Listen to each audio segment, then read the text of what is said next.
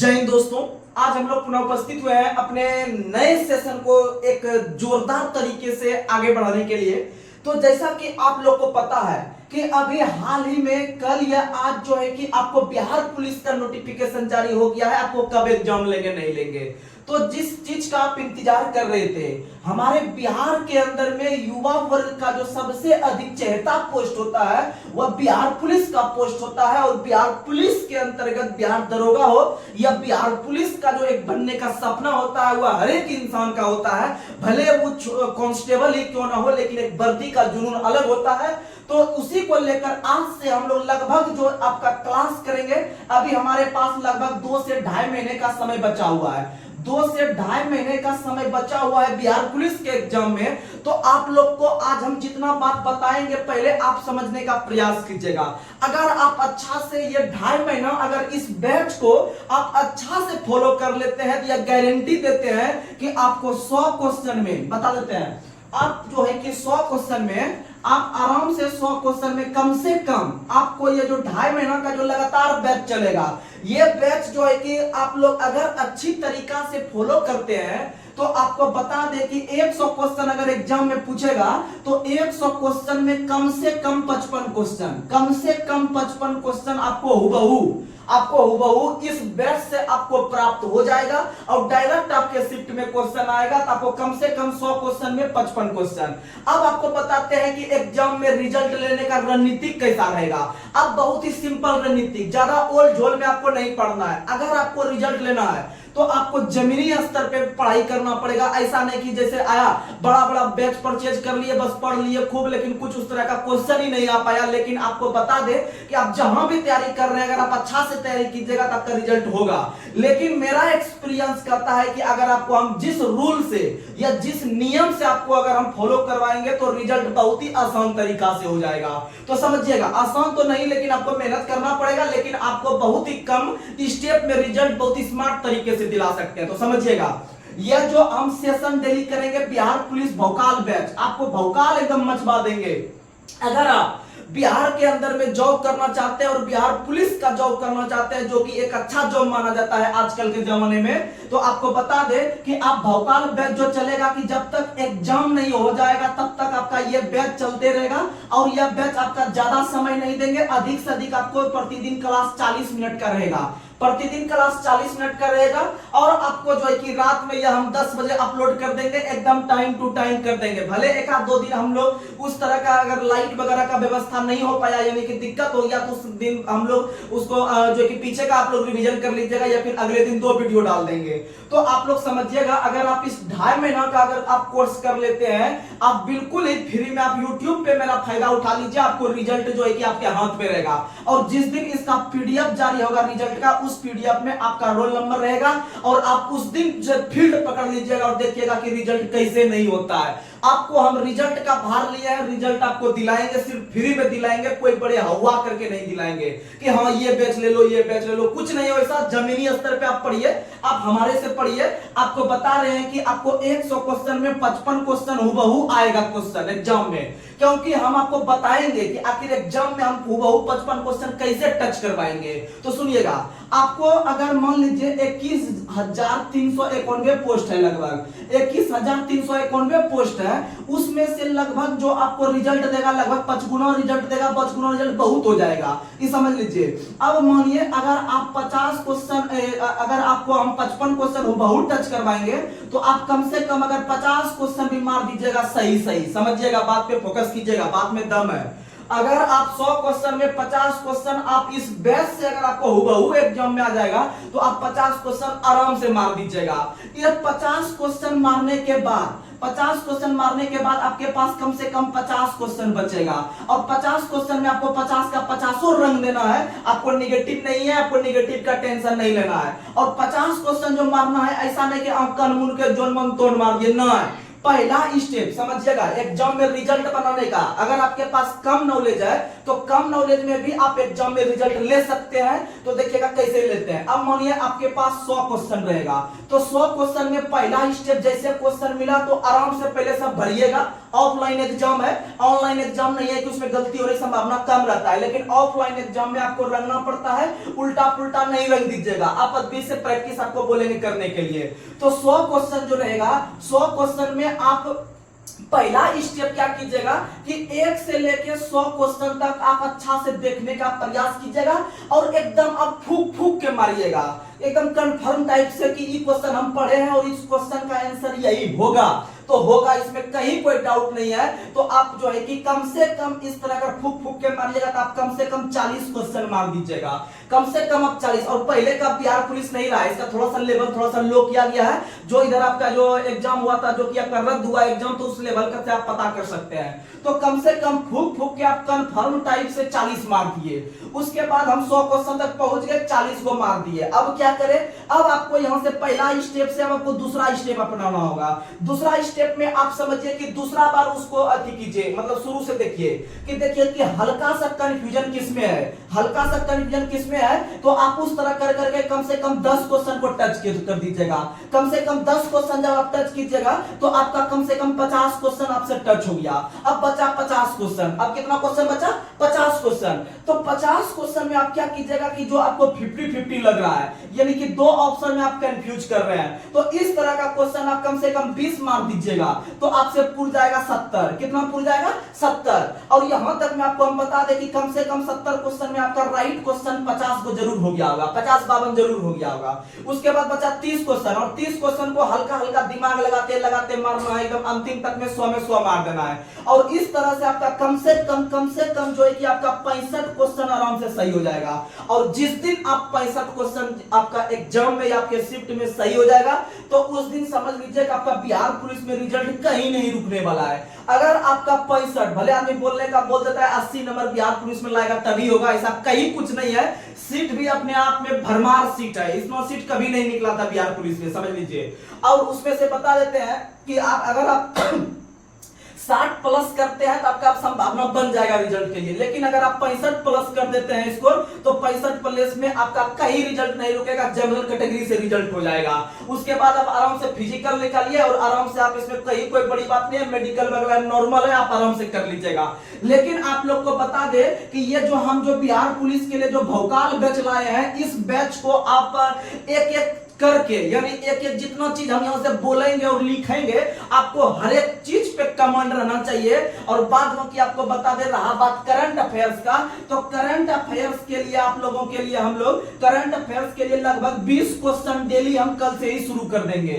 20 question current affairs के लिए daily शुरू कर देंगे। अब बात रहा कि ये बिहार पुलिस में ही सब क्वेश्चन आएगा, तो सबसे मेरा मेन फोकस है बिहार पुलिस। बिहार पुलिस इस बैच का सबसे मेन फोकस है बिहार पुलिस, क्योंकि उसका एग्जाम डेट आ गया है और जिस भी एग्जाम का एग्जाम डेट आ जाता है तो थोड़ा सा तैयारी करने में भी मजा आता है। तो आप लोग एकदम दिन रात एक करके लग जाइए और इस बार सोचिए कि और जानते ज्यादा लेट नहीं करेगा, क्योंकि अगला साल चुनाव है, इसीलिए इसको जल्दी से दिसंबर तक में इसको क्लियर करवा देगा, सब चीज करवा के, ज्वाइनिंग वगैरह करवा के। इसीलिए आप लोग ये 6 महीना अपने आप को एकदम पूरा झोंक दीजिए पढ़ाई में और रनिंग में, तो आराम से हो जाएगा।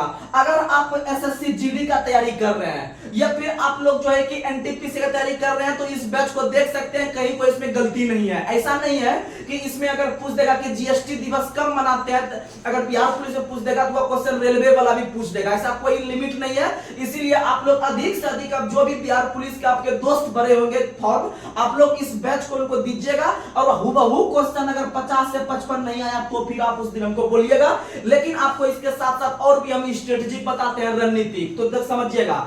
आप जो है किसी भी चीज का आप सबसे पहले जो, अगर बिहार पुलिस का तैयारी कर रहे हैं, आपको बिहार पुलिस के लिए हम रणनीतिक बता रहे हैं, तो आप उसका जो है कि सबसे पहले सेट ले लीजिएगा मार्केट से। सेट लेके आप डेली एक सेट प्रैक्टिस कीजिएगा, आप डेली एक सेट प्रैक्टिस कीजिए और उसका पीछे का भी एक्सप्लेनेशन पढ़ने का प्रयास कीजिए। जो क्वेश्चन यहाँ गलती हो रहा है उसको पीछे आप पढ़िए और अच्छा से उस पर कमेंट कीजिए कि आगे हमसे गलती न हो। और लगभग आपको सेट में आप समझिए पहला दिन 50 नंबर आया तो टेंशन नहीं लेना है, फिर इस तरह से कोनो दिन आपका 48 नंबर आ जाएगा तो टेंशन नहीं लेना है, लेकिन आपका मकसद होना चाहिए कि धीरे धीरे धीरे हम इंक्रीज करके कम से कम 60 नंबर प्लस कर दे। और आपका अगर 60 नंबर प्लस आने लगा तो समझिए आपका रिजल्ट हो जाएगा एग्जाम, इसमें कहीं कोई शक नहीं है। और लड़की लोग अगर बात करें तो लड़की लोग का और भी कम कट ऑफ रहेगा, तो आप लोग आसानी से जॉब ले सकते हैं बिहार के अंदर में और अपने एक नई जिंदगी का शुरुआत कर सकते हैं। अब आपको बता दिए ये जो हम इसमें पढ़ाएंगे आपको, इसमें ये भोकाल बैच में आपको जो है कि ये आपका केमिस्ट्री रहेगा यानी साइंस टोटल रहेगा, इधर फिर आपका जो रहेगा जीके में सब रहेगा मिक्स करके। उसके बाद फिर आपको अलग से एक पीडीएफ बना देंगे आपका करंट अफेयर्स का, जो कि आपका 20 क्वेश्चन रहेगा, आप लोग इसको देखिएगा। और जो लूसेंट सीरीज हम चला रहे हैं, लूसेंट सीरीज अपने जगह चलते रहेगा, वो नहीं रुकने वाला है। लूसेंट सीरीज भले हम एक टॉपिक ही क्यों ना क्लियर करें डेली, वो भी चलते रहेगा अपने समय के अनुसार। तो आप लोग आराम से इस हमारे चैनल पे लाभ उठाइए और एग्जाम में फोड़ के आइए और रिजल्ट लीजिए। और आपका हम उस दिन का इंतजार कर रहे हैं जब आप बोलिएगा कि मेरा रिजल्ट हो गया। तो आप लोग अधिक से अधिक मेहनत कीजिए, भले अभी हम छोटे चैनल पे हैं, लेकिन आप समझिए, थोड़ा भरोसा कीजिए, एग्जाम में क्वेश्चन टच होगा। ऐसा नहीं कि हम बहुत बड़ा कोचिंग चल गए, वहां पर बहुत अधिक पैसा भी दे दिया, ऐसा नहीं कि वो सॉफ्टवेयर अपडेट कर देगा मेरे माइंड में, बस मेरा माइंड एकदम पूरा भर गया मेमोरी की तरह और जाके एग्जाम में बना दिया। ऐसा कहीं कुछ नहीं होता है। मेहनत आपको करना है और साथ में मेहनत हम करेंगे और एक मार्गदर्शक के रूप में काम करके आपको रिजल्ट दिलाने का काम करेंगे। बस आपको आपके लिए हम उसी दिन का इंतजार करेंगे और अपने मेहनत में हम कहीं कोई कमी नहीं करेंगे और कंटेंट आपको एग्जाम के व्यू से देंगे। और पहला जो मेरा प्राथमिकता रहेगा कि आपको क्वेश्चन हम कैसे बताएं, तो समझिएगा, सबसे पहले अभी हम प्रीवियस ईयर पे काम करेंगे। अभी सबसे पहले हम प्रीवियस ईयर पे काम करेंगे, प्रीवियस ईयर क्वेश्चन पे काम करेंगे। और मान लीजिए कि अगर प्रीवियस ईयर क्वेश्चन देखने के बाद हमको पता चला कि 1 नंबर क्वेश्चन में हमको पूछा गया है कि भारत के अंदर में जो है कि सबसे ऊंचा जलप्रपात कौन है, तो सबसे ऊंचा कुंचिकल जलप्रपात है। तो हम क्या करेंगे, इस जलप्रपात पर काम करने का काम करेंगे कि प्रीवियस में जो है कि जलप्रपात से क्वेश्चन टच किया है तो हम उस पर काम करेंगे और अधिक से अधिक आपको वहां से कंटेंट देंगे। और आप उस कंटेंट को एक कमांड के रूप में जो है कि आप उस पे अपना बनाइएगा स्ट्रेटजी और आराम से आप कवर करके आगे एग्जाम में आएगा तो आप आराम से क्वेश्चन को सॉल्व कर सकते हैं। तो चलिए आज हम थोड़ा सा यहाँ पर आपको समझाने का प्रयास किया और आगे भी हम लोग दिन प्रतिदिन आपको मोटिवेट करते रहेंगे। आप लोग लगातार बनकर रहिएगा और धीरे धीरे हम लोग इंप्रूव करके जो है कि कुछ दिन के बाद ही डिजिटल बोर्ड आप लोग के सामने हम लाने का कोशिश कर रहे हैं। बस आप लोग अधिक से अधिक इस चैनल को जो है कि शेयर करिएगा और लाइक कीजिएगा और सब्सक्राइब कीजिएगा। और जो भी कुछ होता है आप लोग खुद जानते हो, उतना ज्यादा इस पे हम नहीं बोलने का काम करेंगे, लेकिन आपको कंटेंट हम अधिक से अधिक देंगे। तो चलिए आज के सेशन को हम लोग शुरू कर रहे हैं। तो सबसे पहले मोटिवेशनल क्वेट यहाँ पर समझने का प्रयास कीजिएगा, जो कि आप लोगों के लिए हम वर्दी के लिए लेके ही आए हैं। तो सुनिएगा, अपनों के लिए हर वादे तोड़ के आया हूं, अपनों के लिए हर वादे तोड़ के आया हूं, मैं खाकी हूं आपके लिए अपनों को रोता छोड़ कर आया हूं। तो इसीलिए समझिए कि अगर आपको खाकी पहनना है या फिर अगर आपको वर्दी का शौक है और जुनून है तो आप इस बैच को अच्छा से आप जो है कि कवर कीजिए, आपका आराम से जॉब होगा और आपका रिजल्ट होगा। हमको भरोसा है, हम जो है कि हमें पता है कि कहां क्वेश्चन एग्जामिनर टच करता है। आप आराम से रहिएगा, आप आराम से सिलेबस को तैयारी कीजिए, सिलेबस के अनुकूल आपको लेके चलेंगे। तो आप लोग अधिक से अधिक इस चैनल को सब्सक्राइब करवाने का प्रयास कीजिएगा अपने दोस्तों में, क्योंकि आपके सपोर्ट से ही हम लोग आगे बढ़ सकते हैं और मोटिवेट होकर एक अच्छा सा चैनल पे हम लोग जरूरी पहुंचेंगे। तो चलिए आज के सेशन को हम लोग शुरू कर रहे हैं। ये बिहार पुलिस के इस भोकाल सेशन में आज का पहला सवाल, जो कि प्रीवियस ईयर पर आधारित आप लोगों के बीच इस 40 मिनट के सेशन में हम लोग करवाने का प्रयास करते हैं। तो आज का पहला सवाल आप लोग को बताना है कि विश्व की सर्वाधिक औसत वर्षा जो होती है वह किस जगह पे होती है। तो आप लोग याद रखिएगा, अगर हम वर्षा का बात करते हैं तो आप लोग को बता दें कि हम लोग विश्व के कुल 7 महाद्वीप में से एक महाद्वीप है एशिया महाद्वीप, जो कि आपका विश्व का सबसे बड़ा महाद्वीप है। और विश्व का सबसे बड़ा महाद्वीप में से अपना एक देश भारत है एशिया महाद्वीप के अंदर में। और आप याद रखिएगा कि भारत के अंदर में एक देश राज्य है जिसका नाम है आपका क्या, तो याद रखिएगा मेघालय। कौन सा राज्य है? मेघालय। मेघालय के ही अंदर में एक शहर है मासिनराम, याद रखिएगा। मेघालय के ही एक शहर है आपका मासिनराम, और मासिनराम नामक स्थान पर पूरे विश्व में सबसे अधिक वर्षा होती है, और याद रखिएगा कितना होती है सबसे अधिक वर्षा, तो याद रखिएगा औसतन वर्षा यहाँ पर 1100 सेंटीमीटर होती है। कितना होती है?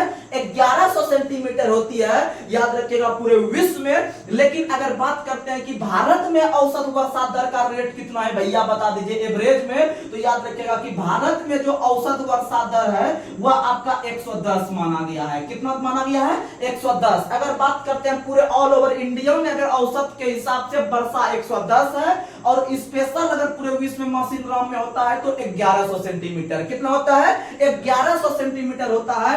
अगर हम बात करते हैं आपका कि मासिनराम में होने का कारण क्या है, तो मासिनराम में जो है कि 3 पहाड़ी बहुत फेमस है। 3 पहाड़ी बहुत फेमस है जिसका नाम है, आप लोग को पता है, गारो, खासी, जयंतिया। और जो दरोगा लेवल का एग्जाम का तैयारी कर रहे हैं आप लोग भी इसे फॉलो कीजिएगा, आप लोग को भी लाभदायक होगा। याद रखिएगा गारो, खासी, जयंतिया, गारो, खासी, जयंतिया।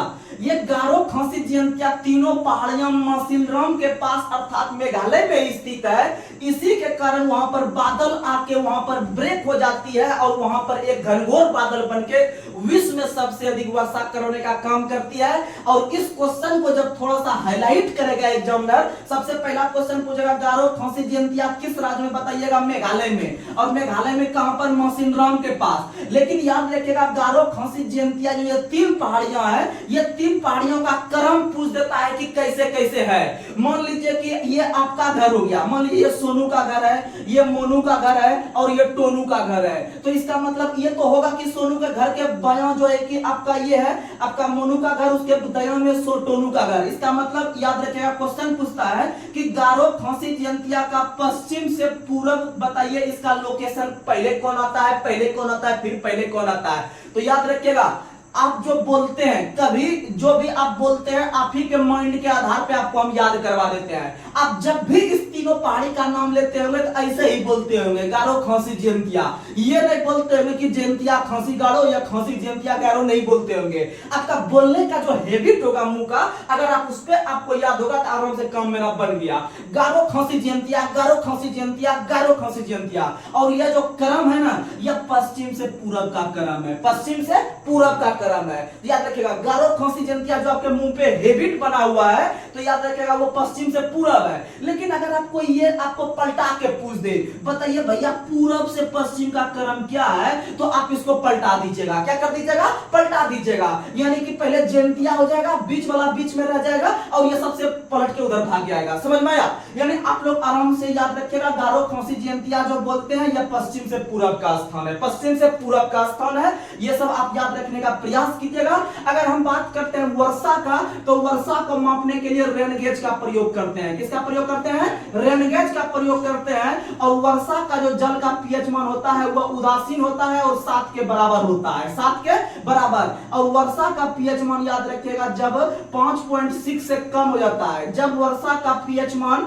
5.6 से कम हो जाता है तो इस वर्षा को हम लोग अम्ल वर्षा कहते हैं। और अम्ल वर्षा जो होता है वह 2 गैस के मिश्रण से होता है जिसका नाम है SO2 plus NO2। SO2 plus NO2 याद रखने का प्रयास कीजिएगा, इसको हम लोग अम्ल वर्षा कहते हैं। और अम्ल वर्षा सबसे अधिक स्वीडन, सबसे अधिक नॉर्वे में होता है और पहली बार स्वीडन में हुआ था। पहली बार कहां हुआ था? स्वीडन में हुआ था। और अम्ल वर्षा का खोज जो किया था वो फोरियर नाम के वैज्ञानिक ने किया था। फोरियर नाम के वैज्ञानिक ने किया था, याद रखने का प्रयास कीजिएगा। फोरियर नाम के वैज्ञानिक ने अम्ल वर्षा का खोज किया था। अगर हम बात करते हैं वर्षा का, तो समान वर्षा वाले स्थान को मिलाने वाली रेखा को हम लोग कहते हैं आइसोहाइट। Isohyet, isohyet. जैसे मान लीजिए आपको याद करवा देते हैं, जब अधिक वर्षा होता है तो बाढ़ सब आ जाता है, घर सब में पानी भर जाता है सब जगह, तो आदमी लोग हाइट वाले स्थान पे चल जाता है। इसीलिए आपको ट्रिक दे रहे हैं कि समान वर्षा वाले स्थान को मिलाने वाली रेखा को कहते हैं आइसोहाइट। क्या कहते हैं? आइसोहाइट। तो आप लोग ये सब याद रखने का प्रयास कीजिएगा, ये सब आपके एग्जाम में क्वेश्चन आया था, तो आपको हम बताने का भी काम किए। और आपको बता दे कि भारत में जो सबसे अधिक वर्षा होती है। भारत में जो सबसे अधिक वर्षा होती है वो होती है दक्षिण पश्चिम मानसून से, दक्षिण पश्चिम मानसून से होती है। अगर हम देखते हैं कि अगर पूरे भारत में अगर 100% वर्षा होती है तो 100% में से याद रखिएगा लगभग 73.7%, लगभग 73.7% दक्षिण पश्चिम मानसून से ही होने का काम होती है। और दक्षिण पश्चिम मानसून जो होती है वह आपका बंगाल के खाड़ी से भी उठती है और आपका अरब सागर से भी उठती है। अगर आपसे क्वेश्चन पूछे कि भारत में सबसे पहले मानसून का प्रवेश जो होता है वह कहां में होता है, अगर आपके ऑप्शन में रहेगा केरल तो केरल, और दूसरा ऑप्शन में अगर रहेगा अंडमान, क्या रहेगा अंडमान, तो आप देखिएगा सब रटा रटाया करके जाता है, बच्चा मार के आ जाता है केरल कि सबसे अधिक मानसून पहले केरल में प्रवेश करती है। लेकिन अगर अंडमान रहेगा तो आप सतर्क हो जाइएगा, आप केरल को छोड़ के जाइएगा, अंडमान मारिएगा। और अक्सर अंडमान जल्दी नहीं देता है, अगर आपको अंडमान देगा तो केरल को छोड़ के अंडमान से सट जाइएगा, आपका आंसर सही होगा, क्योंकि केरल से पहले भी अंडमान में आती है। और ये जो केरल जो है यह आपका पश्चिमी घाट का क्षेत्र है, पश्चिमी घाट का क्षेत्र है। और अंडमान जो है यह आपका पूर्वी घाट अर्थात बंगाल के खाड़ी का हिस्सा है, क्योंकि बंगाल के खाड़ी यानी पश्चिम बंगाल, अब पश्चिम बंगाल के अंदर में अंडमान निकोबार आपका आता है इसी का क्षेत्राधिकार में। इसीलिए याद रखिएगा कि अगर मान लीजिए कि इधर बंगाल का खाड़ी हो गया और इधर आपका अरब सागर हो गया, अगर देखिएगा तो दोनों में मिला के सबसे पहले आपका बंगाल के खाड़ी में उठता है और बंगाल के खाड़ी से अंडमान पे अटैक होता है, इसीलिए। लेकिन इससे पहले यहां पर होता है, लेकिन ये बड़ा ज्यादा हाईलाइट नहीं है, ये बड़ा ज्यादा हाईलाइट है, इसीलिए अक्सर अभी तक एग्जाम में यही पूछा गया है कि सबसे पहले मानसून का प्रवेश किस राज्य में, तो केरल में। लेकिन केरल और अंडमान दोनों देगा तो मारिएगा आप कहां में, तो अंडमान में। लेकिन अगर स्पेशल पूछ देगा कि पश्चिम बंगाल से उठने वाले मानसून से सबसे पहले वर्षा कहां होती है, तो अंडमान में। अगर स्पेशल पूछ देगा तो स्पेशल मार सकते हैं कि अरब सागर से उठने वाले मानसून से सबसे पहले वर्षा कहां होती है, केरल में। कितना परसेंट, तो आप देख रहे हैं 73%, और 100% में से इतना समझ में आ गया। तो चलिए हम लोग आगे बढ़ते हैं। अगला क्वेश्चन आप लोग को बताना है, भारत जितना क्वेश्चन बता रहे हैं आपको उस आधार पे आपको हम एक्स्ट्रा फैक्ट दे रहे हैं, क्वेश्चन कहीं भी भागने की गारंटी नहीं, मतलब हम ले रहे हैं कि कहीं नहीं भाग सकती है। अगला क्वेश्चन, भारत संविधान की उद्देशिका में 42वां संविधान संशोधन द्वारा निम्न में से कौन सा शब्द नहीं जोड़ा गया है, तो बताइए। जो लगातार हमको फॉलो करते हुए 2-4 महीनों से, क्या इस क्वेश्चन का धुइयां नहीं उड़ा दीजिएगा, तो देखिएगा समझने का प्रयास कीजिएगा। हम तुरंत 2 मिनट के अंदर निपटा देते हैं, जो भी क्वेश्चन वहां से उठेगा उसका नामो निशान मिटा देते हैं। सुनिएगा, हम यहाँ पर क्वेश्चन पूछा है भारत संविधान की उद्देशिका, भारत संविधान की उद्देशिका। जैसे आप लोग समझिए कि उद्देशिका, जब उद्देश्य के रूप में भारत संविधान ने उसे पारित कर दिया तो इस उद्देशिका का नाम परिवर्तित होकर प्रस्तावना हो गया। क्या हो गया, प्रस्तावना। आप लोग को पता है कि भारत के संविधान सभा ने, आप लोग को पता है कि भारत के संविधान सभा ने 9 दिसंबर 1946 को संविधान सभा के बैठक का शुरुआत किया था, और यह बैठक का शुरुआत 9 दिसंबर 1946 को किया था। पहली बार बैठक जो हुआ था 9 दिसंबर 1946 को किया गया था, और इसकी अध्यक्षता जो किया था वह एक अस्थायी अध्यक्ष के रूप में सचिदानंद सिन्हा ने किए थे, क्योंकि उस दिन राजेंद्र प्रसाद उपस्थित नहीं हो पाए थे। तो इसीलिए सबसे बुजुर्ग सदस्य थे सचिदानंद, इनका संबंध भी बिहार से ही था सचिदानंद का। तो याद रखिएगा, इसीलिए उसको सम्मान स्वरूप बोला कि अगर वो राजेंद्र प्रसाद आज नहीं है तो इसको जो है कि बैठा दो। तो समझिएगा 9 दिसंबर 1946 को सचिदानंद ने करके निकल गया। उसके बाद अगला दिन आता है 11 दिसंबर, एक दिन गैप करके। तो 11 दिसंबर 1946 को अध्यक्षता किया राजेंद्र प्रसाद ने। किसने किया, राजेंद्र प्रसाद ने किया, याद रखिएगा। और इसके 2 दिन के बाद 13 दिसंबर 1946 को संविधान सभा का जब बैठक का शुरुआत हुआ, तो इसी दिन याद रखिएगा जवाहरलाल नेहरू के द्वारा, इसी दिन जवाहरलाल नेहरू के द्वारा आप लोग को पता है कि संविधान सभा के समक्ष, इसी दिन जवाहरलाल नेहरू के द्वारा संविधान सभा के समक्ष 13 दिसंबर 1946 को उद्देशिका को सबके सामने रखा। किसको रखा, उद्देशिका को सबके सामने रखा, यानी संविधान सभा के समक्ष प्रस्तुत किया। और आगे चलकर इस पर विचार विमर्श करने के बाद एक डेट बताते हैं, याद रख लीजिएगा, 100% एग्जाम में आएगा। चाहे आप जिस भी एग्जाम में बैठिएगा ये सब क्वेश्चन आएगा, लेकिन हम टारगेट लेके चल रहे हैं बिहार पुलिस को, समझिएगा। तो याद रखिएगा, उस डेट को बता देते हैं 22 जनवरी जब चलेगा तब हम 1947 में घुस जाएंगे, क्योंकि यहाँ पर 46 हम दिसंबर में यही पढ़ रहे हैं। तो 22 जनवरी 1947 को संविधान सभा ने इसको पारित कर दिया। क्या कर दिया? पारित कर दिया या स्वीकार कर दिया। और तब से उद्देशिका को हम लोग प्रस्तावना के रूप में जानते हैं। और प्रस्तावना एक प्रकार का हमारे संविधान के एक प्रकार के आईने के रूप में काम करता है। जैसे आप मान लीजिए कि जैसे आप किसी के घर जाते होंगे, मान लीजिए अनजान व्यक्ति के घर गए, या फिर आप कभी अपने रिलेशन में नहीं गए थे, आपके पापा बोले कि इस बार तुम ही चल जाओ वहां पर जो है कि घूमने के लिए, हमको समय नहीं है, तो आप क्या करते होंगे कि आप चल जाते होंगे। जाने के बाद मान लीजिए कि उनका घर ये वाला है, आप घर उनका आप सबसे पहले जाके घर देखते होंगे, शुरुआत में से नजर पड़ता होगा, उनके घर पे नजर पड़ता होगा, तो आप उनके घर से उनके एक तरह से उनका टोटल जो आर्थिक स्थिति है आप उसका पता लगा सकते हैं। किसी का घर देख के कि आखिर का कैसा इनकम रहा होगा या कैसा उनका जो है कि आर्थिक स्थिति है, आप उसके घर से अंदाजा लगा सकते हैं। नहीं बोलते अरे यार उसका घर सही नहीं है, इसका मतलब है वो गरीब है, ये है वो, या फिर जिसका घर 4 महल का है, बहुत अच्छा घर है, टाइल्स फाइल्स लगा हुआ है, आप बोलते हैं ना इसका स्थिति सही है, कहीं ना कहीं बड़ा जॉब में होगा या बहुत बड़ा बिजनेसमैन होगा, ऐसा बोलते हैं। तो कहने का मतलब उसी तरह से आप इनका घर का आप इनके घर को देख के उनके आर्थिक स्थिति का पता लगा सकते हैं। उसी तरह से एक तरह से घर उसके एक प्रकार का पैसा का आईना के रूप में काम कर रहा है। उसी तरह से जो ये जो प्रस्तावना होता है यह हमारे संविधान के आईना के रूप में काम करता है। संविधान, और संविधान जो है लगभग आपका 250 पेज का है, 251 पेज का है, और पहले पृष्ठ पर प्रस्तावना दिखता है। तो समझिएगा कि प्रस्तावना को देख के हम लोग संविधान कैसा रहा होगा हमारा, तो उससे हम अंदाजा लगा सकते हैं। तो समझिएगा ये जो प्रस्तावना है, यह प्रस्तावना समझिएगा कि प्रस्तावना को सबसे पहली बार आप लोग को बता दे कि कब प्रस्तुत किया गया था, कब पारित किया, आप लोग को पता चल गया। और प्रस्तावना को अंतिम रूप से जो अंगीकार किया गया हमारे संविधान सभा के द्वारा, वह 26 नवंबर 1949 को अंगीकृत करते हैं। जब आप प्रस्तावना पढ़िएगा तो नीचे एक डेट लिखा हुआ रहता है, आज तारीख 26 नवंबर 1949 को अंगीकृत, अधिनियमित एवं आत्मसमर्पित करते हैं। तो ये डेट भी आपको याद रखना जरूरी है कि हमारे संविधान सभा ने जो है कि संविधान या प्रस्तावना को कब अंगीकृत किया, तो आप ये डेट मार दीजिएगा। समझ में आ गया? और 26 नवंबर को इसीलिए हम लोग क्या मनाते हैं, तो इसलिए हम लोग जो है कि आपका संविधान दिवस मनाते हैं, या फिर आपका संविधान दिवस मनाते हैं, या विधि दिवस मनाते हैं, या कानून दिवस मनाते हैं। तो ये सब आप याद रखने का प्रयास कीजिएगा, क्योंकि इसी दिन हमारा संविधान बनकर संविधान सभा के द्वारा तैयार हुआ था। समझ में आ गया? अब तो आपको बताते हैं ये जो प्रस्तावना है, ये प्रस्तावना पर हमारे 4 देशों का प्रभाव देखने के लिए मिलता है। प्रस्तावना पर 4 देश का प्रभाव देखने के लिए मिलता है। 4 देश में से आप लोग को रिकॉल करवाते हैं। 4 देश में सबसे पहले याद रखिएगा अमेरिका। अमेरिका से हम लोग प्रस्तावना को ही लिए हैं। विश्व का पहला देश अमेरिका बना है जिन्होंने अपने यहाँ के संविधान में प्रस्तावना को जगह दिया, प्रस्तावना को जगह दिया। इसीलिए भारत ने प्रस्तावना जो लिया है अमेरिका से ही ले लिया है। जैसे आपको बताए थे कि विश्व का पहला देश अमेरिका ही बना है जिन्होंने अपने यहाँ के नागरिकों को मौलिक अधिकार दिया। इसीलिए भारत ने बोला कि जो अमेरिका दिया है बस वहीं से मौलिक अधिकार ला लो। उसी तरह से अमेरिका ने प्रस्तावना सबसे पहली बार जारी किया, इसलिए भारत ने प्रस्तावना अमेरिका से ला लिया।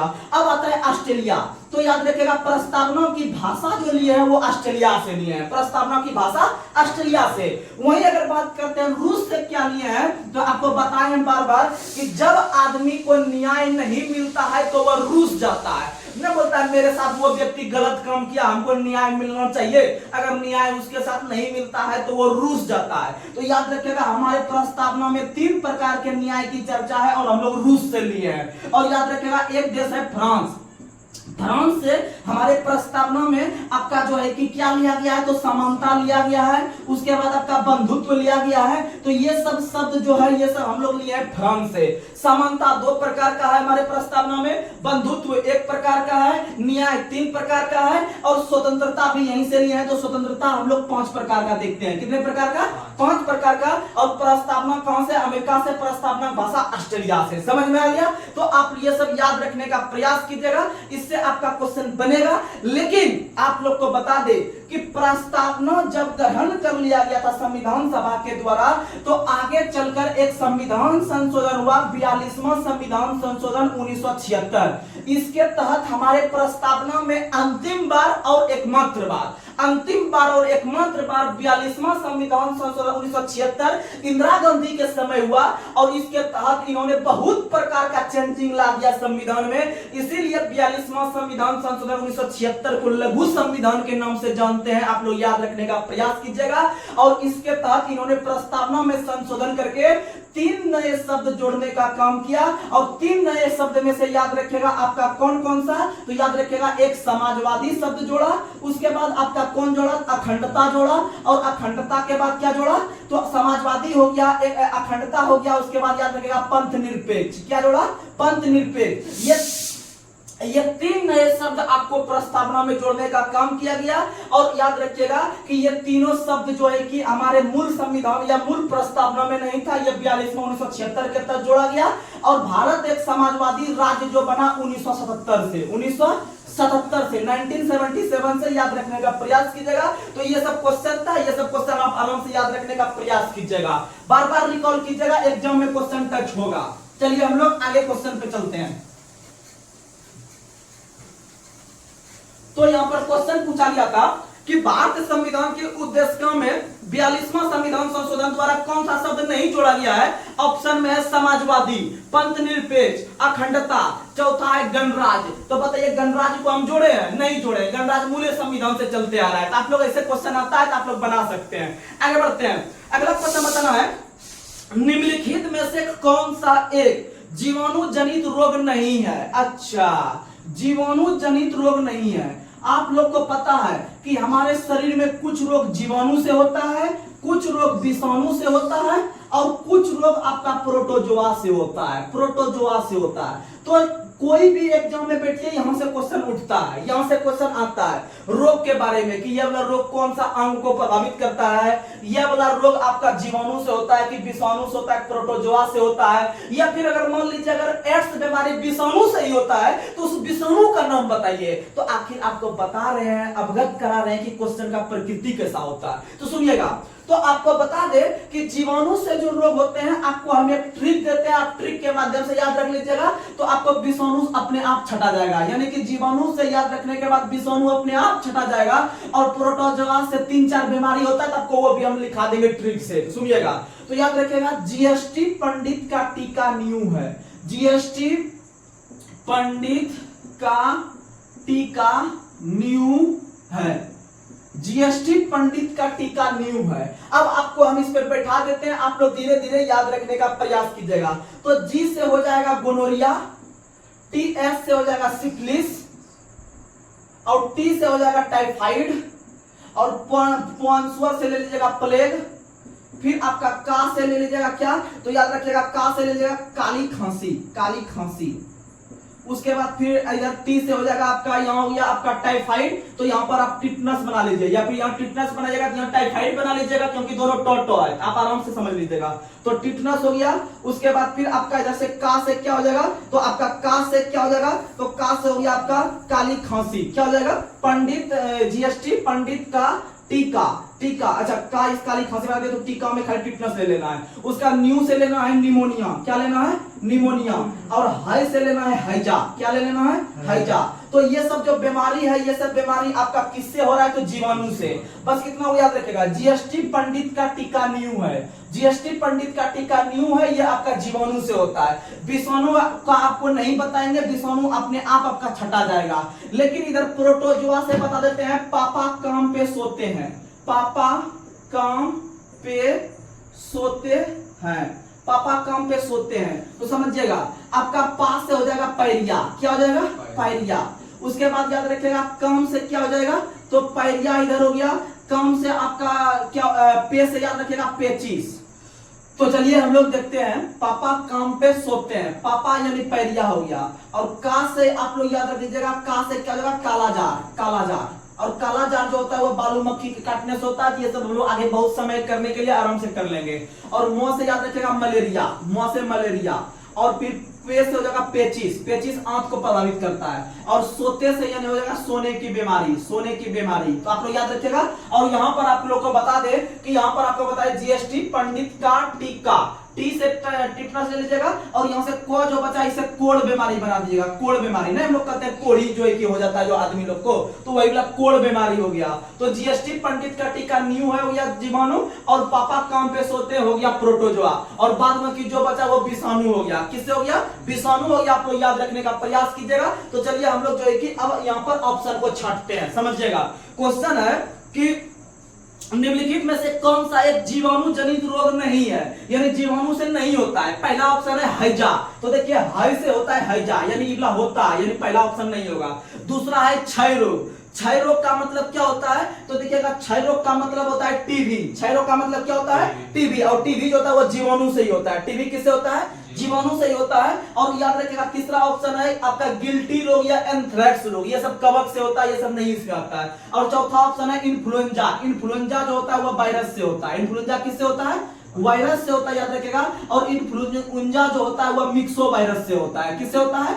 मिक्सो वायरस से होता है, याद रखने का प्रयास कीजिएगा। ये सब क्वेश्चन आता है एग्जाम में, तो हम लोग बना लेंगे। आगे बढ़ते हैं। अगला क्वेश्चन है मतदान की आयु 21 वर्ष से घटाकर 18 वर्ष कब की गई? देखिएगा जो छात्र अभी नए हैं, जिनको लग रहा होगा या फिर जो एकाध दो एग्जाम में बैठे होंगे, उनको लग रहा होगा कि एग्जाम बहुत हार्ड होता होगा, ये होता होगा, वो होता होगा, बहुत सारे छात्र आपको अगल बगल में निगेटिव करने वाले मिलते होंगे। लेकिन अगर आप पॉजिटिव वे में रहकर अगर कोई काम करते हैं तो रिजल्ट उसका पॉजिटिव ही आता है। तो आप लोग को हम बताते हैं कि ये प्रीवियस क्वेश्चन आपको बता रहे हैं, और जो शुरू से हमको फॉलो कर रहे होंगे उनको लग रहा होगा कि जो है कि क्वेश्चन क्या आता है नहीं आता है, आप लोग आसानी से रिजल्ट हो जाएगा। तो चलिए हम लोग अगला क्वेश्चन है मतदान की आयु 21 वर्ष से घटाकर 18 वर्ष कब किया गया? तो यहां पर मतदान सुनिएगा, मतदान आप लोग को पता है कि मतदान का मतलब होता है वोटिंग, और मतदान करने वाली भारत की सबसे बड़ी संस्था आपका कौन सा है? तो चुनाव आयोग है। चुनाव आयोग भारत का एक प्रकार का संवैधानिक निकाय है, यह संवैधानिक संस्था है, क्योंकि इसका उल्लेख जो है कि हमारे संविधान के किसी न किसी अनुच्छेद में है। तो हम लोग देखते हैं कि चुनाव आयोग का स्थापना जो किया गया है वो अनुच्छेद 324 में किया गया है, और 324 से लेकर पता है आगे चल के 329 तक इसका उल्लेख देखने के लिए मिलता है। और चुनाव आयोग एक प्रकार का संवैधानिक निकाय है। और आपको बता दें कि चुनाव आयोग को हम लोग निर्वाचन आयोग भी बोल सकते हैं, या फिर आप लोग को बता दें इसकी चर्चा भाग पर किस में है? तो भाग 15 में है। भाग 15 के अंतर्गत 324 से 329 तक चुनाव आयोग या निर्वाचन आयोग की चर्चा है, जो कि भारत के अंदर में बड़े बड़े चुनाव करने के लिए उत्तरदायी हैं, जैसे राष्ट्रपति के चुनाव, उपराष्ट्रपति के चुनाव, लोकसभा चुनाव, जहां तक कि विधानसभा चुनाव। देखिएगा ऐसा नहीं कि आप गलती मार दीजिएगा। अगर मान लीजिए यहाँ पर हम विधानसभा ये नहीं समझेंगे कि यह विधानसभा का चुनाव राज्य लेवल पे होता है, इसीलिए हम मार देंगे राज्य चुनाव आयोग, ना गलती हो जाएगा। समझना है इसका भी करता है चुनाव आयोग, सेंट्रल लेवल वाला ही करता है। जैसे अभी एमपी में चुनाव हुआ, आपका राजस्थान में चुनाव हुआ, तो वो सब चुनाव आपका जो है कि यही का संस्था करवाया, निर्वाचन आयोग करवाया। और राज्य निर्वाचन आयोग भी होता है, उसका उल्लेख अनुच्छेद 243 में है, लेकिन वो आपका पंचायत का चुनाव हो गया, नगर निगम का चुनाव हो गया, वो सब चुनाव करवाती है आपका राज्य निर्वाचन आयोग, या फिर राज्य सरकार पर निर्भर करता है। लेकिन विधानसभा का चुनाव अब प्लस में विधान परिषद का चुनाव यानी स्टेट लेवल पे होता है, लेकिन इसके लिए आंसर हम यही घुसेंगे। कहां घुसेंगे? यही घुसेंगे, समझिएगा। तो समझिएगा कि चुनाव आयोग का स्थापना आप लोग को धीरे धीरे हम कंटेंट देते हैं। चुनाव आयोग का स्थापना 25 जनवरी 1950 को हुआ था, और 25 जनवरी को इसीलिए हम लोग मतदाता दिवस मनाते हैं। मतदाता दिवस मनाते हैं, तो मतदाता दिवस हम लोग मनाना शुरू किया है 2011 से। कब से शुरू किया है?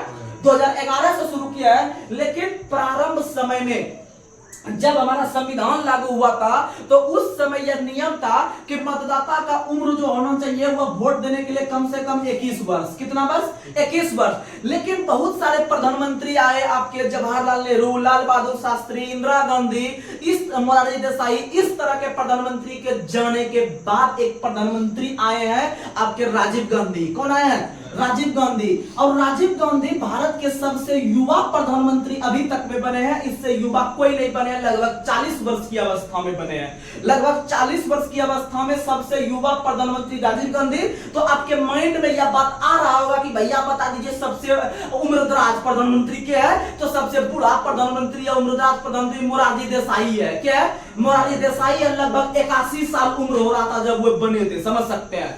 तो सुनिएगा, तो राजीव गांधी सबसे युवा थे, इसीलिए इन्होंने सोचा कि मेरा वोट अगर कम हो जाता है तो हम हार जाएंगे, इसीलिए हमारा जो है ना युवा के प्रति हम बहुत चेष्टा रखते हैं, बहुत प्यार है, और युवा भी मेरे प्रति बहुत ही प्यार रखता है, इसीलिए हम लोग क्या करें कि और हम युवा का लाने का कोशिश करें, इसीलिए 21 में से अब 3 घटा दो, कितना बचा 18। अब बोला कि भैया जिसका उम्र 18 साल है वो भी मैदान में आके वोट दो हमको और जीतेंगे। यानी आप समझिएगा कि राजीव गांधी के काल में एक संविधान संशोधन हुआ जिसका नाम था आपका 61वां संविधान संशोधन 1989। 61वां संविधान संशोधन 1989 के तहत आप लोग को पता है वोट देने की आयु 21 वर्ष से घटाकर 18 वर्ष कर दिया गया, और आपको करवाया किसने था, राजीव गांधी ने। और याद रखिएगा कि 61वां संविधान संशोधन 1989 जो वोट के लिए उम्र घटवा रहा था, एक समिति भी बनाई गई थी उस समय। याद रखिएगा कि भारत में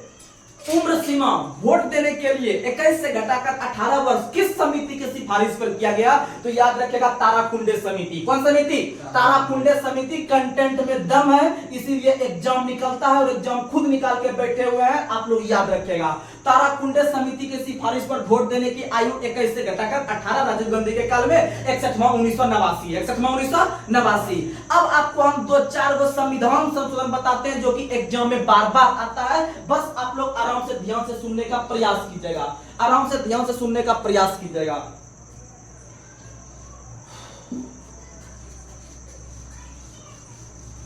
इसका मतलब है कि आप इससे यह अंदाजा लगा सकते हैं कि संविधान संशोधन भी एग्जाम में पूछा जाता है। तो आप लोग समझिएगा, विभिन्न प्रकार का संविधान संशोधन बताते हैं, लगभग 10-15 बता देते हैं, पक्का एग्जाम में को फंस जाएगा।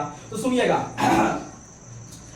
पहला संविधान संशोधन 1951 में हुआ था। इसके तहत आप लोग को पता है 9वीं अनुसूची जोड़ा गया। 9वीं अनुसूची जोड़ा गया जिसमें कि आपका भूमि सुधार है। क्या है? भूमि सुधार है, आप लोग को पता है। और यह काम जवाहरलाल नेहरू ने खुद अपने से करवाया था, याद रखिएगा। उसके बाद आप लोग को बता दे, एक है आपका 13वां संविधान संशोधन। 13वां के पहले 7वां पढ़ लेते हैं। 7वां संविधान संशोधन 1956। देखिए कटने वाला याद रखेगा, 7 से 56 कटता है, इसीलिए 7वां संविधान संशोधन 1956 के तहत आप लोग को बता दे कि 7वां संविधान संशोधन 1956 के तहत क्या किया गया, तो 7वां संविधान संशोधन 1956 के तहत राजभाषा आयोग का गठन किया गया। राजभाषा हो गया, या फिर आपका जो 2 राज्यों के जो आपके हाईकोर्ट का मामला एक हाईकोर्ट संभाल सकता है, 2 राज्यों का मामला एक हाईकोर्ट संभाल सकता है, ऐसा प्रावधान आपका 7वां 1956 के तहत। वही 2 राज्यों का आपका कार्यभार एक ही राज्यपाल संभाल सकता है, यह वाला प्रावधान भी 7वां 1956। तो आप ये सब याद रखिएगा। उसके बाद 13वां संविधान संशोधन 1963 में हुआ था, और इसके तहत आपका भारत का एक राज्य नागालैंड बना। कौन बना? नागालैंड। और नागालैंड दिवस प्रतिवर्ष 1 दिसंबर को कब मनाते हैं? 1 दिसंबर। आप लोग दिवस पे भी धीरे धीरे कमेंट कीजिएगा, क्योंकि आपको जितना अभी तक में हम दिवस बता चुके हैं, यह अपने आप में बहुत महत्वपूर्ण दिवस है। तो सुनिएगा, 13वां संविधान 63, 13 का इकाई डिजिट 3 होता है, और उधर 63 का इकाई डिजिट 30 होता है। क्योंकि आप अगर इतना याद रखते हैं ना, जानते हैं कैसे याद होगा, तो आपसे एक एक्स्ट्रा कंटेंट याद आ जाएगा कि नागालैंड का स्थापना कब हुआ है? 1963 में। नागालैंड का स्थापना कब हुआ है? 1963 में। तो ये याद रखिएगा। उसके बाद आपको एक संविधान संशोधन बताते हैं जो कि बहुत अच्छा है, जिसका नाम है आपका 21वां संविधान संशोधन। 21वां संविधान संशोधन 1967 में हुआ था, और इसके तहत आप लोग को पता है कि सिंधी भाषा को जोड़ा गया। 8वीं अनुसूची में वर्तमान समय में कुल 22 राजभाषा है, 22 राजभाषा वर्तमान में है, लेकिन जब मूल संविधान में 8वीं अनुसूची में कुल 14 राजभाषा था, और 15वां भाषा के रूप में सिंधी बना था 21वां 1967 को। उसके बाद आप लोग को बता देते हैं एक संविधान संशोधन है जिसका नाम है आपका 36वां संविधान संशोधन। आपको बिहार पुलिस के लेवल का पढ़ा रहे हैं, एसएससी जीडी के लेवल का पढ़ा रहे हैं, क्वेश्चन यहां से फंसेगा। आपको यहां पर एसआई लेवल में भी बता रहे हैं, लेकिन एसआई का थोड़ा सा और लेवल हमको बताना चाहिए, लेकिन हम मेन फोकस अभी बिहार पुलिस को कर रहे हैं, इसीलिए आप लोग फास्ट रिकॉल कीजिएगा, क्योंकि आपके सामने में एग्जाम डेट आ चुका है। इसीलिए हम उस चीज को फोकस कर रहे हैं कि 2.5 महीनों के अंदर में इतना कंटेंट आपके अंदर भर दे कि आपका जो है कि अंदर से एक स्टेमिना पैदा हो कि हम एग्जाम को जाके फाड़ दे, और जो है कि जो अभी हम रनिंग करने जाए उस मैदान को भी फाड़ के रख दे और उस दिन वर्दी चढ़ा ले। तो सुनिएगा, 36वां संविधान संशोधन याद रखिएगा 1975 में हुआ था। इसके तहत सिक्किम भारत का एक राज्य बना था। सिक्किम भारत का एक राज्य बना था, याद रखने का प्रयास कीजिएगा। वही अगर बात करते हैं हम लोग उसके बाद एक संविधान संशोधन है, जिस संविधान संशोधन का नाम है 42वां संविधान संशोधन 1976 के तहत हुआ था। इसके तहत बता दे कि लोकसभा प्लस विधानसभा दोनों का कार्यकाल बढ़ाकर आपका ऐसे सिंपली लोकसभा विधानसभा का कार्यकाल 5 वर्ष होता है, लेकिन पहली बार इंदिरा गांधी ने इनका कार्यकाल लोकसभा विधानसभा का क्या कर दिया, 5 से बढ़ा के 6 साल, 5 से बढ़ा के 6 साल, 5 से बढ़ा के 6 साल कर दिया गया, याद रखिएगा। और इसी के तहत आप लोग को पता है कि प्रस्तावना में 3 नए शब्द जोड़े गए, आप लोग को बता चुके हैं। और इसी के तहत आप लोग याद रखिएगा कि मूल कर्तव्य को भी जोड़ा गया। किसको जोड़ा गया? मूल कर्तव्य को भी जोड़ा गया। 42वां 1976 के तहत सरदार स्वर्ण सिंह समिति के सिफारिश पर मूल कर्तव्य को जोड़ा गया। और वर्तमान में मूल कर्तव्य की संख्या 11 है। कितनी है? 11 है। लेकिन जब जोड़ा जा रहा था उस समय 10 था और वर्तमान में 11 है। और 11वां नंबर का जो बना है वह आप लोग को पता है कि 6 से 14 वर्ष तक के आयु के बच्चों को निःशुल्क शिक्षा देना उनके जो है कि गार्जियन का काम होगा, आप लोग को पता है। और इसको जो जोड़ा गया था 11वां मूल संविधान को, 11वां मूल कर्तव्य को जो जोड़ा गया था, ये बच्चा वाला, इसको जोड़ा गया था 86वां संविधान संशोधन 2002 के तहत। 86वां संविधान संशोधन 2002 के तहत, याद रखेगा। उसके बाद हम लोग याद करते हैं 44वां संविधान संशोधन। 44वां संविधान संशोधन 1978 के तहत हुआ था। और इसके तहत याद रखिएगा कि लोकसभा और विधानसभा का जो कार्यकाल था वह पुनः 6 से घटा के 5 साल कर दिया, 6 से घटा के 5 साल। और इस समय सरकार चेंज हो गया था। इंदिरा गांधी की सरकार वहां पर खत्म हो चुकी थी, यानी कांग्रेस का सरकार खत्म हो गया था। और पहली बार भारत में बीजेपी की सरकार बनी थी, अर्थात गैर कांग्रेसी सरकार बनी थी। और यहां पर आपका पुनः कार्यकाल 6 से घटा के 5 साल कर दिया। और इसी के तहत सबसे इंपॉर्टेंट क्वेश्चन याद रखिएगा कि संपत्ति का जो अधिकार था वह पहले मौलिक अधिकार हुआ करता था। इसको 44वां 1978 के तहत अनुच्छेद 300 के क में डालकर इसे कानूनी अधिकार के रूप में रखा। और इसको अनुच्छेद 300 के क में और भाग 12 में डालने का काम किया गया। उसके बाद अगर हम बात करते हैं तो उसके बाद आप लोग याद रखिएगा 52वां संविधान संशोधन 1985 के तहत जो है कि अनुसूची 10 को जोड़ा गया। अनुसूची 10 को जोड़ा गया, जिसमें कि आपका दल बदल की चर्चा है। किसकी चर्चा है? दल बदल की चर्चा है, याद रखने का प्रयास कीजिएगा। और आप लोग को बता दें कि यह भी आपका किसके समय? राजीव गांधी के समय। किसके समय? राजीव गांधी के समय। और वर्तमान में दल बदल 2/3 पर लागू होता है। उसके बाद आप लोग को बता दें संविधान संशोधन 55वां याद रखिएगा और 56वां एकदम एग्जाम में आता है, पक्का आता है एग्जाम में। एक राज्य आपको बताते हैं 55वां के तहत, 55वां 1987 ईस्वी भी लिख देते हैं। 55वां 1987 के तहत अरुणाचल प्रदेश राज्य को दर्जा दिया गया। और 56वां के तहत 1987 के तहत गोवा को, किसको दिया गया? गोवा को, याद रखिएगा, गोवा को। वहीं उसके बाद हम लोग याद करते हैं 61वां, आप लोग को बता चुके हैं, 61वां नहीं बताएंगे। फिर बताते हैं 69वां संविधान संशोधन 1991। 69वां संविधान संशोधन 1971 को जो है कि दिल्ली को राजधानी क्षेत्र का दर्जा दिया गया, दिल्ली को केंद्र शासित प्रदेश का दर्जा दिया गया 69वां 1991 में, याद रखने का प्रयास कीजिएगा। और 1991 में पीवी नरसिम्हा राव का सरकार चल रहा था। आगे हम लोग बढ़ते हैं तो अगला आप लोग को बता देते हैं, अगला आप लोग याद रखिएगा 71वां संविधान संशोधन 1992 में हुआ था। 71वां संविधान संशोधन 1992 में हुआ था। इसके तहत आपको अनुसूची 8 में आपका 3 नया भाषा जोड़ा गया, जिसके लिए ट्रिक है 9वां का नंबर, यानी नेपाली मणिपुरी कोकनी, नेपाली मणिपुरी कोकनी, ये 71वां 1992। उसके बाद आप लोग को बता देते हैं एक संविधान संशोधन बहुत फेमस है, जिसका नाम है आपका 86वां संविधान संशोधन 2002। इसके तहत 6 से 14 तक के उम्र के बच्चों को निःशुल्क शिक्षा, और इसी के तहत इसको मूल कर्तव्य 11 में भी जोड़ा गया, मूल कर्तव्य 11 में। उसके बाद आप लोग को बताते देते हैं एक संविधान संशोधन है 88वां संविधान संशोधन कर से संबंधित है, टैक्स से संबंधित है, बहुत अच्छा क्वेश्चन है, 88वां टैक्स से है। उसके बाद एक संविधान संशोधन बताते हैं आपको जो है कि 92वां संविधान संशोधन 2003 में हुआ था। इसके तहत 4 नया भाषा जोड़ा गया, जिसके लिए ट्रिक है आप लोग को बताएं बोर्ड मास। क्या बताएं? बोर्ड मास। और बोर्ड मास में बोडो, बीओ से बोडो, डी से डोगरी, एमए से मैथिली, एस से संथाली, इस तरह से वर्तमान में कुल 22 भाषा है। कितना भाषा है? 22 भाषा है। उसी तरह से हम अगला संविधान संशोधन बताते हैं आप लोग को। अगला संविधान संशोधन जिसका नाम है आप लोग को बता दे 97वां संविधान संशोधन बहुत फेमस है। 97वां संविधान संशोधन 2011 में हुआ था, बहुत इंपॉर्टेंट है, एग्जाम में आया है।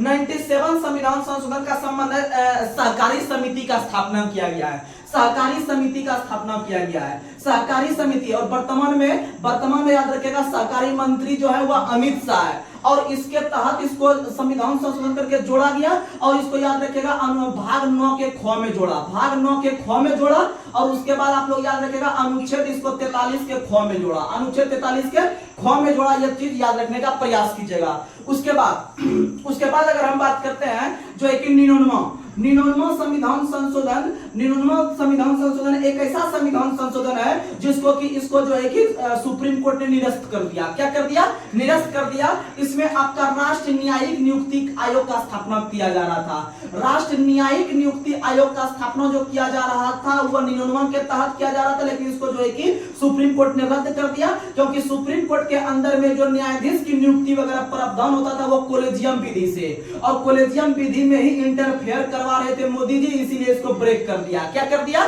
ब्रेक कर दिया। आपको डिटेल में हर एक चीज हम बता सकते हैं, लेकिन आपको एग्जाम के व्यू से बता रहे हैं कि आपको ज्यादा समय नहीं लगे। उसके बाद बताते हैं सोम्मा संविधान संशोधन जो हुआ था 2015 में हुआ था, और इसके तहत भारत बांग्लादेश भूमि हस्तांतरण किया गया। भारत बांग्लादेश भूमि हस्तांतरण किया गया, और भारत बांग्लादेश के बीच जो है कि आप लोग को पता है 3 बीघा कॉरिडोर जोड़ता है, 3 बीघा कॉरिडोर जोड़ता है। वहीं पर संपत्ति संयुक्त अभ्यास हो गया, आपका जो है कि क्या हो गया, संपत्ति के बाद मैत्री हो गया और बोंगो सागर हो गया। ये 3 प्रकार के संयुक्त अभ्यास भारत बांग्लादेश के बीच होता है, और बांग्लादेश का सृजन 1971 में हुआ है। और यह क्वेश्चन अक्सर दरोगा पूछ लेता है, बिहार दरोगा में, तो हो सकता है यहां भी आ जाए क्वेश्चन, तो आप लोग याद रखिएगा। उसके बाद आपको बताते हैं, यहां से बहुत फेमस है, लगातार बता देते हैं सब, सुनिएगा।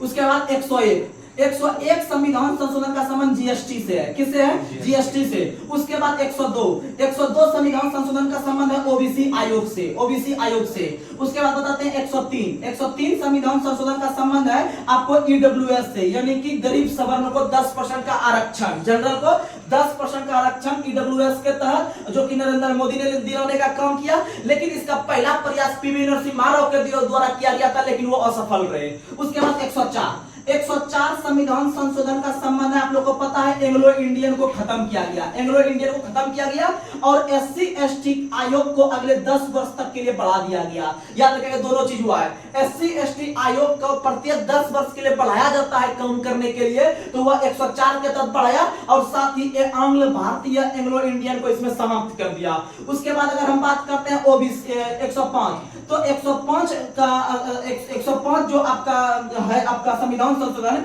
इसके तहत याद रखिएगा ओबीसी से ही संबंधित है। इसमें विभिन्न प्रकार के जाति या वर्ग को शामिल किया गया है, लेकिन यहाँ पर ओबीसी आयोग का स्थापना हुआ था। उसके बाद अगर हम बात करते हैं 106, लास्ट यही हुआ है। 106 संविधान संशोधन का संबंध जो है वह आपका महिलाओं को जो है कि आपका कितना परसेंट आरक्षण?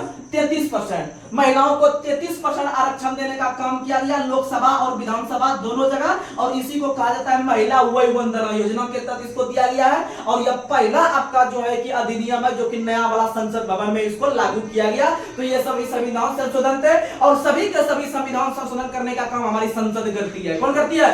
संसद करती है। तो चलिए हम लोग अगला क्वेश्चन पे चलते हैं।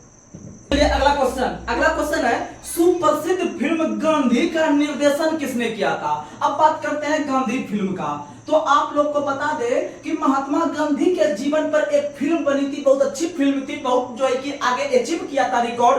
तो उस फिल्म का नाम है गांधी फिल्म, और गांधी फिल्म लगभग 1982 में ही बना था, 1982 को। और गांधी फिल्म में जो गांधी का भूमिका निभाया था वह किसने निभाया था? तो गांधी फिल्म में जो गांधी का भूमिका निभाया था वह आपका बेन किंग्सले ने निभाया था। बेन किंग्सले गांधी फिल्म में गांधी की भूमिका बेन किंग्सले ने निभाया था। लेकिन गांधी फिल्म का जो डायरेक्टर था या फिर निर्देशक, तो गांधी फिल्म का जो डायरेक्टर था वह कौन था? तो वह रिचर्ड एटनबरो था। ये दोनों क्वेश्चन बहुत पूछता है एग्जाम में। रिचर्ड एटनबरो गांधी फिल्म का डायरेक्टर था, और गांधी फिल्म में गांधी का जो इसका जो रोल किया था वो बेन किंग्सले ने किया था। और याद रखिएगा कि गांधी फिल्म बना कब था? 1982 में। और गांधी फिल्म में याद रखिएगा कॉस्ट्यूम डिजाइनर, यानी कि गांधी फिल्म में गांधी की भूमिका बेन किंग्सले ने निभाया था। और बेन किंग्सले को जो उस रूप में, गांधी जी के रूप में जो संवारने का काम किया था, सजाने का काम किया था, उस वो जो करती है फिल्म में या फिर जो करते हैं उसको हम लोग कॉस्ट्यूम डिजाइनर कहते हैं। कॉस्ट्यूम डिजाइनर क्योंकि कॉस्ट्यूम का मतलब होता है कॉस्मेटिक, कॉस्मेटिक का मतलब आप लोग समझ पाते होंगे, जो कि आपका जो है कि वो मनिहारा सामान रहता है, कॉस्मेटिक सामान जो रहता है, जैसे कि बिंदी और चूड़ी लठी या फिर आपका जो रहता है पाउडर पाउडर। तो सुनिएगा, कॉस्ट्यूम डिजाइनर, तो कॉस्ट्यूम डिजाइनर के रूप में जो काम किया था, बहुत फेमस नाम है उनका, याद रखेगा, भानु अथैया। क्या नाम है? और वही भानु अथैया जो भारत के अंदर में पहली महिला बनती है ऑस्कर पुरस्कार पाने वाली, ऑस्कर पुरस्कार पाने वाली पहली महिला बनती है भानु अथैया। आप लोग याद करते होंगे, भानु अथैया ऑस्कर पुरस्कार पाने वाली पहली भारतीय महिला बनती है। आखिर वो बनी थी किस लिए? आप लोग का दिमाग खुल गया होगा। वो बनी थी गांधी फिल्म में, गांधी की का जो भूमिका निभा रहे थे बेन किंग्सले, इसको कॉस्ट्यूम डिजाइनर के रूप में ये किया गया था। समझ में आ गया? तो चलिए हम लोग अगला क्वेश्चन चलते हैं। ये सब क्वेश्चन आता है एग्जाम में, आप लोग को बार बार बताते रहेंगे। अगला क्वेश्चन, जीएसटी का पूरा अर्थ क्या होता है? तो जीएसटी का पूरा अर्थ होता है गुड्स एंड सर्विसेज टैक्स। अगर सर्विस, सुनिएगा, अगर SERVIC सर्विस रहेगा ऑप्शन में, या फिर आपका एक ऑप्शन रहेगा सर्विसेज, क्या रहेगा? इसेज। अगर ये दोनों रहेगा, पहले दोनों रहेगा नहीं, पहले यही रहेगा। अगर ये नहीं, अगर ये दोनों रहेगा तो आपको इसके साथ जाना, ES जुट के होता है, सर्विसेज होता है, गुड्स एंड सर्विसेज टैक्स। और गुड्स एंड सर्विस टैक्स है तो सही है आपको, ये फिर ये नहीं रहेगा। अगर ये दोनों रहेगा तो यही मारिएगा, गुड्स एंड सर्विसेज टैक्स। ये ऐसे रहेगा नहीं, तो ये मारना, नहीं तो आपको यही चीज याद रखना है, goods and services tax. Google कीजिएगा, आपको यही मिलेगा। अब बात करते हैं हम लोग जीएसटी के बारे में, क्योंकि जीएसटी क्वेश्चन आ रहा है, तो आप लोगों के बीच हम लोग जीएसटी से संबंधित महत्वपूर्ण क्वेश्चन कर देते हैं। आप लोग एक बार रिकॉल कर लीजिएगा। तो सुनिएगा, जीएसटी संबंधित सब रिकॉल करवाते हैं, 30-40 क्वेश्चन जल्दी से। तो आप लोग को बता दे कि जीएसटी, सबसे पहले जीएसटी फुल फॉर्म हो गया goods and services tax, goods and services tax, वस्तु एवं सेवा कर। सुनिएगा, जीएसटी लगाने वाला विश्व का पहला देश फ्रांस है। विश्व का पहला देश कौन है? फ्रांस है। फ्रांस ने 1954 के अंदर में जीएसटी लागू किया था। और आप लोग को बता दे कि जीएसटी जो है वह एक प्रकार का, किस प्रकार का कर है? तो जीएसटी एक प्रकार का सब याद करता है अप्रत्यक्ष कर। जीएसटी सब याद करता है अप्रत्यक्ष कर, लेकिन ऑप्शन में अप्रत्यक्ष तो रहेगा, लेकिन उसके साथ कुछ झोल झाल लगा रहेगा आगे में। तो वो झोल झाल को बताते हैं क्या लगा रहता है। तो याद रखिएगा, जीएसटी जो लगता है ना, वो एक वस्तु को दूसरे जगह पर ले जाने में जो कर लगता है उसी को जीएसटी करते हैं।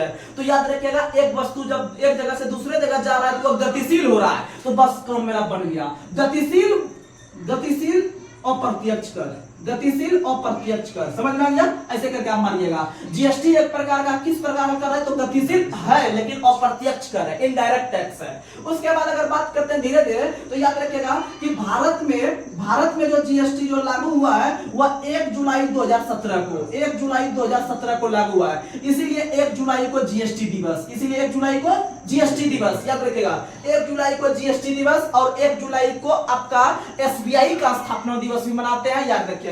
उसके बाद अगर बात करते हैं कि जीएसटी भारत का किस देश के मॉडल पर है, तो याद रखिएगा उस देश का नाम है आपका कनाडा। क्या नाम है? कनाडा।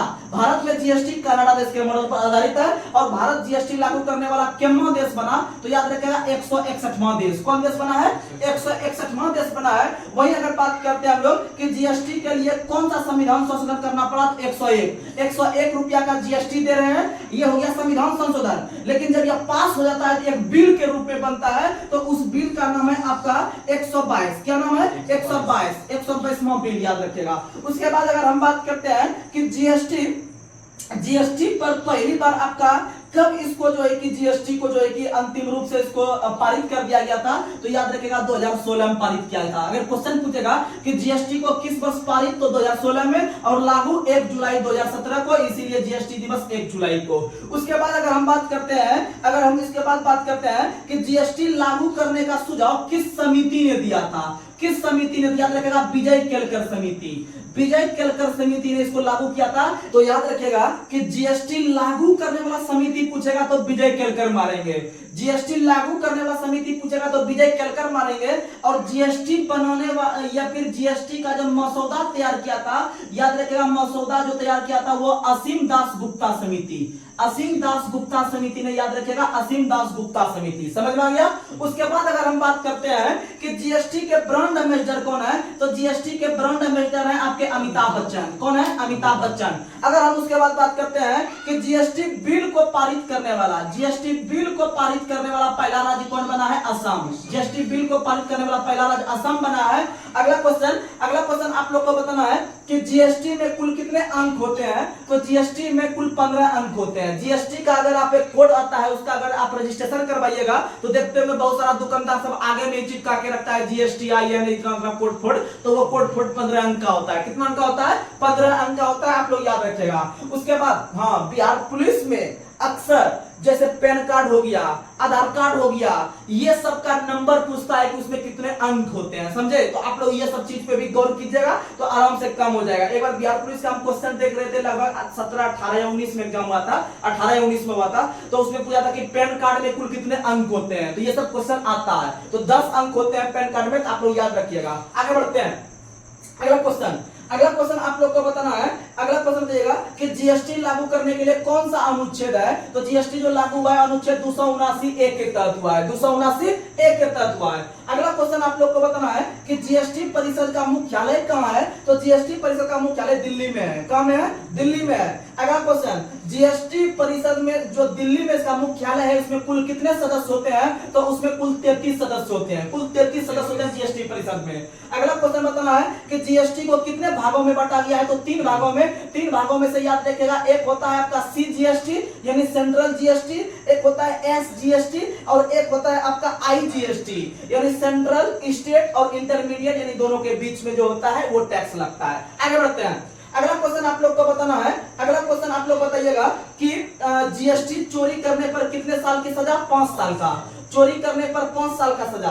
अगला क्वेश्चन आप लोग बताइएगा कि जीएसटी लागू करने वाला भारत केमा देश बना है? 161वां। केमा देश बना है? 161वां। तो आप लोग ये सब याद रखने का प्रयास कीजिएगा। और जीएसटी लागू करने वाला जो अंतिम राज्य बना था वो जम्मू कश्मीर बना था, जम्मू कश्मीर बना था, याद रखने का प्रयास कीजिएगा। तो ये सब क्वेश्चन आता है। तो चलिए हम लोग आगे क्वेश्चन पे चलते हैं। अगला क्वेश्चन आप लोग को बताना है। अगला क्वेश्चन, नर्मदा नदी मध्य प्रदेश में किस जगह से निकलती है? जब आपको इस तरह का क्वेश्चन हम प्रीवियस लेवल से बता रहे हैं, आपको लग रहा होगा कि जरूर नदी या फिर पर्वत सबसे क्वेश्चन आता है, तो आपको उस टॉपिक से हम क्लियर करवाएंगे। और जो आपको सिलेबस देंगे स्पेशल बिहार पुलिस का, बुक से छांट के, या लूसेंट रहेगा या स्पीडी रहेगा, जहां से भी आपको हम क्वेश्चन देंगे आप याद कर लीजिएगा और उसी से आपको यहां पर हम बताएंगे। और प्रीवियस को पहले हम खत्म करने का प्रयास करेंगे। तो प्रीवियस पे आप अपने से भी सेट मारिएगा। और आपको हम अभी फिलहाल बिहार पुलिस का सिलेबस नहीं देंगे याद करने के लिए, आपको हम एक वीडियो के माध्यम से देंगे। आप आराम से यहां से कवर कीजिएगा, आराम से आपका अच्छा हो जाएगा। अभी 2.5 महीना काफी होता है इस समय, आप जी जान लगा दीजिए, 2.5 महीना समझिए, आपका जिंदगी संवर जाएगा। आगे बढ़ते हैं, अगला क्वेश्चन आप लोग बताइएगा। अगला क्वेश्चन, नर्मदा नदी मध्य प्रदेश में किस जगह से निकलती है? तो नर्मदा नदी का अगर हम बात करते हैं तो नर्मदा नदी जो निकलती है वो मध्य प्रदेश का एक जगह है अमरकंटक। अमरकंटक की पहाड़ी से नर्मदा नदी निकलती है। और नर्मदा नदी जो निकलती है वह आपका अमरकंटक के पहाड़ी से निकलती है। और अमरकंटक के जो पहाड़ी है वह विंध्याचल पर्वत का हिस्सा है। किसका हिस्सा है? विंध्याचल पर्वत का हिस्सा है। और अमरकंटक का जो है वह सबसे ऊंची चोटी है विंध्याचल के पहाड़ी की, और यहीं से निकलती है नर्मदा नदी। और नर्मदा नदी यहां से निकलकर आप लोग को पता है कि यह अपना जल अरब सागर में गिराती है। कहां गिराती है? अरब सागर। क्योंकि आपको हम बार-बार ट्रिक बताते हैं कि अरब सागर में गिरने वाले नदी का ट्रिक आपको बताते हैं, साला मानता नहीं, साला मानता नहीं, साला मानता नहीं। तो नहीं को छोड़ देना है और इधर जितना जितना अक्षर बोले हैं सबसे एक एक नदी निकाल लीजिए। यानी हो गया साबरमती, हो गया लूनी, हो गया माही, हो गया नर्मदा, हो गया ताप्ती, हो गया। तो ये सभी नदी अरब सागर में गिरती है। और बाद में सभी नदी बंगाल के खाड़ी में जल गिराती है। और जो भी नदी अरब सागर में गिरती है वह आपका एस्चुअरी का निर्माण करती है या फिर भ्रंश घाटी का निर्माण करती है। याद रखने का प्रयास कीजिएगा। आगे बढ़ते हैं। और यह जो विंध्याचल की पहाड़ी है, बहुत फेमस क्वेश्चन है, अक्सर एग्जाम में आता है। विंध्याचल की जो पहाड़ी है यह लगभग भारत के बीचों बीच है। सबसे पहले आपको पता होगा कि मध्य प्रदेश का नाम मध्य प्रदेश इसलिए पड़ा क्योंकि वो भारत के सबसे सेंट्रल में है, मध्य में है। ठीक है, मध्य में है। क्योंकि इसका अभी भले हम इसको मध्य प्रदेश बोलते हैं, अभी हम इसको भले मध्य प्रदेश बोलते हैं, लेकिन इसका पहले नाम था मध्य प्रांत। क्या नाम था? जैसे अभी उत्तर प्रदेश के क्षेत्र को अभी हम उत्तर प्रदेश बोल देते हैं, उसको पहले बोलते थे संयुक्त प्रांत बोलते थे, तो उसी तरह या फिर यूनाइटेड प्रोविंस बोलते थे उसको। यूपी का पूरा नाम होता है यूनाइटेड प्रोविंस, और एमपी का होता है, इसका मिडिल प्रोविंस नाम होता था, यानी मध्य प्रांत। तो याद रखिएगा कि मध्य प्रदेश के बीचों बीच या भारत के बीचों बीच में विंध्याचल की पर्वत है, इसीलिए भारत को जो दो भागों में विभाजित करने का काम करती है वह विंध्याचल की पहाड़ी। क्वेश्चन आता है कि उत्तर भारत को दक्षिण भारत से अलग करने वाला जो पर्वत शिखर है या फिर पहाड़ी है वो कौन सा है? विंध्याचल। कौन सा है? विंध्याचल। आप लोग देखते होंगे एक रेलवे स्टेशन भी विंध्याचल नाम से इंडिया में है, जहाँ की आप अगर एमपी से अगर आप सतना कटनी होते हुए इलाहाबाद वगैरह पास करते हुए तो उसी बीच में सतना कटनी के बाद विंध्याचल मिलता है। आप लोग को पता है मिर्जापुर में मिलता है, तो आप लोग याद रखिएगा। वहीं ये हो गया आपको उत्तर भारत से दक्षिण भारत को अलग करती है। लेकिन एक क्वेश्चन आता है, आप लोग को पता होगा नीलगिरी की पहाड़ी। नीलगिरी की पहाड़ी जो है वह तमिलनाडु में है, और तमिलनाडु में जो नीलगिरी की पहाड़ी है वह यहाँ पर स्थित है। अर्थात इधर आपका हो गया पश्चिमी घाट, इधर हो गया आपका पूर्वी घाट, और इधर हो गया आपका पश्चिमी घाट, और इसी दोनों के बीच में आपका है नीलगिरी की पहाड़ी। इसीलिए पश्चिमी घाट और पूर्वी घाट को जोड़ने का काम करती है नीलगिरी की पहाड़ी। यह भी क्वेश्चन आता है कि उत्तरी घाट और पश्चिमी पूर्वी घाट और पश्चिमी घाट को जोड़ने का काम क्या करती है? नीलगिरी की पहाड़ी। और उत्तर भारत को दक्षिण भारत से अलग करने का काम करता है विंध्याचल की पहाड़ी। ये दोनों क्वेश्चन आपके बिहार पुलिस के लेवल के लिए अच्छा क्वेश्चन है, इसीलिए आपके बीच हम ये क्वेश्चन रखे। उसके बाद विभिन्न प्रकार का हम बता देते हैं। तो नर्मदा नदी के ऊपर एक बहुत फेमस परियोजना है जिसका नाम है सरदार सरोवर परियोजना। सरदार सरोवर परियोजना नर्मदा नदी के ऊपर में गुजरात में बना हुआ है। कहाँ बना हुआ है? गुजरात में बना हुआ है, और गुजरात के जीवन रेखा के नाम से नर्मदा को जानते हैं। गुजरात के जीवन रेखा के नाम से नर्मदा नदी को जानते हैं। और याद रखिएगा नर्मदा नदी अपना जल अरब सागर में गिराती है और निकलती है अमरकंटक के पहाड़ी विंध्याचल पर्वत के हिस्से से। समझ में आ गया? आगे बढ़ते हैं। अगला क्वेश्चन आप लोग को बता दें, अगला क्वेश्चन आप लोग याद रखिएगा अरावली की पहाड़ी। अरावली की पहाड़ी आपका राजस्थान में है, और इसकी सबसे ऊंची चोटी का नाम है गुरु शिखर। क्या नाम है? गुरु शिखर। और गुरु शिखर की ऊंचाई जो है वह 1722 मीटर है। कितना मीटर है? 1722 मीटर है, याद रखने का प्रयास कीजिएगा। और इधर जो आपको अमरकंटक का पहाड़ी बताए, इसकी ऊंचाई याद रख लीजिएगा 1036 मीटर है। अमरकंटक का पहाड़ी है 1036 मीटर है, याद रखिएगा। और इसका 1722 मीटर गुरु शिखर। और अरावली के पहाड़ी से भी दो नदी निकलती है। कितनी नदी निकलती है? दो नदी। और अरावली की पहाड़ी जो राजस्थान में है, इसके जो पश्चिम से निकलती है, इसके पश्चिम से लूनी नदी निकलती है, इसके पश्चिम से लूनी नदी। और लूनी नदी भी हम लोग देख रहे हैं कि वह आपका पश्चिम की ओर बहती हुई आपका जो है कि कच्छ के रण में जाके लुप्त हो जाती है, यानी कि वो भी पश्चिम की ओर बहती है, आप लोग को पता है। और भावनगर के पास विलुप्त होती है। और यहाँ पर इसके दूसरे यानी पूर्वी छोर से जो निकलती है वो बनास नदी निकलती है, बनास नदी। और बनास नदी आपका राजस्थान में ही घूमती है, और इसीलिए जो है कि बनास नदी को वनों की आशा के नाम से भी जानते हैं। वनों की आशा के नाम से किस नदी को जानते हैं? बनास नदी को। और लूनी नदी भारत की एकमात्र नदी है जो कि आपका धरती के अंदर में या फिर कच्छ के रण में जाके विलुप्त हो जाती है। और कच्छ का रण से भी क्वेश्चन आता है कि भैया कच्छ के रण किस राज्य में? सबसे पहले गुजरात में है। और कच्छ का रण किसके लिए प्रसिद्ध है? तो भारत के अंदर में एकमात्र जगह कच्छ का रण गुजरात में है, जहां पर कि आपका जंगली गधा मिलता है। क्या मिलता है? जंगली गधा मिलता है, याद रखने का प्रयास कीजिएगा कच्छ के रण में। समझ में आ गया? आगे बढ़ते हैं। अगर हम उसके बाद बात करते हैं आपका जो है कि नीलगिरी की पहाड़ी, तो आप लोग को एक क्वेश्चन इसके बारे में बता चुके हैं कि नीलगिरी की पहाड़ी पश्चिमी घाट को पूर्वी घाट से जोड़ने का काम करती है। और नीलगिरी पहाड़ी की सबसे ऊंची चोटी का नाम है दोदा बेटा। क्या नाम है? दोदा बेटा। और दोदा बेटा की ऊंचाई है 2637 मीटर। 2637 मीटर है दोदा बेटा की ऊंचाई। और याद रखिएगा दोदा बेटा जो है यह दक्षिण भारत की दूसरी सबसे ऊंची चोटी है दोदा बेटा। और याद रखिएगा दक्षिण भारत और पश्चिमी भारत, ये दोनों भारत की सबसे ऊंची चोटी का नाम है अनायमुदी। क्या नाम है? अनायमुदी। सुनिएगा, दक्षिण भारत की सबसे ऊंची चोटी अनायमुदी, और पश्चिम भारत की भी सबसे ऊंची चोटी अनायमुदी। और याद रखिएगा अनायमुदी की ऊंचाई है आपका 2697 मीटर। 2697। और दोदा बेटा जो उसका सेकंड स्थान पे आता है दक्षिण में, दोदा बेटा जो सेकंड स्थान पर था दक्षिण भारत में, उसकी ऊंचाई 2637 है, इधर 2697 है, दोनों एक के लगभग में है, याद रखिएगा, कंफ्यूज ज्यादा नहीं कीजिएगा। और नीलगिरी की पहाड़ी पर आपका दो प्रकार की जनजाति मिलती है, जिसका नाम है आपका टोडा जनजाति और दूसरा है बड़ागा जनजाति, दूसरा है बड़ागा जनजाति। और टोडा जनजाति जो वो भैंस पालने का काम करती है, भैंस पालने का काम करती है, साथ ही इसमें बहुपति विवाह भी प्रचलित है, बहुपति विवाह भी प्रचलित है, आप लोग याद रखने का प्रयास कीजिएगा। और यह जो आपका नीलगिरी क्षेत्र है, ये जो आपका नीलगिरी क्षेत्र है, भारत का सबसे पहला जैव भौगोलिक क्षेत्र यही बना है। बहुत अच्छा क्वेश्चन बताए, बहुत अच्छा क्वेश्चन, कंटेंट में पावर है। जैव भौगोलिक भारत के अंदर में अगर देखते हैं जैव भौगोलिक क्षेत्र की संख्या लगभग 18 है, 18 में से सबसे पहला जो बना है वो नीलगिरी बना है। कौन बना है? नीलगिरी बना है, आप लोग याद रखिएगा। उसके बाद अगर हम दूसरा पहाड़ी का बात करते हैं, सतपुड़ा पहाड़ी का, यह सतपुड़ा पर्वत श्रेणी का, तो सुनिएगा सतपुड़ा के बारे में। तो सतपुड़ा पर्वत श्रेणी जो है ये अभी मध्य प्रदेश के इलाका में है, मध्य प्रदेश के इलाका में है। और सतपुड़ा की सबसे ऊंची चोटी जो है वह धूपगढ़ी है। क्या नाम है? धूपगढ़ी, धूपगढ़ी है। और धूपगढ़ी की ऊंचाई है 1350 मीटर, 1350 मीटर धूपगढ़ी की ऊंचाई है। और सतपुड़ा पर्वत से आप लोग को पता है कि धूपगढ़ी की सबसे ऊंची चोटी है 1350 मीटर, आप लोग याद रखिएगा। चलिए हम लोग आगे बढ़ते हैं। अगला क्वेश्चन आप लोग को बताना है, आप लोग को पता है कि सतपुड़ा की पहाड़ी से आप लोग को नर्मदा नदी निकलती है। कौन नदी निकलती है? नर्मदा, सॉरी ताप्ती नदी, सॉरी नर्मदा नदी तो निकल गया आपका कहां से? तो नर्मदा नदी निकल गया आपका कहां से? तो आप लोग को पता है अमरकंटक के पहाड़ी से नर्मदा नदी निकल गया। लेकिन धूपगढ़ी यानी सतपुड़ा के पहाड़ी से निकल गया है ताप्ती नदी। कौन सी नदी?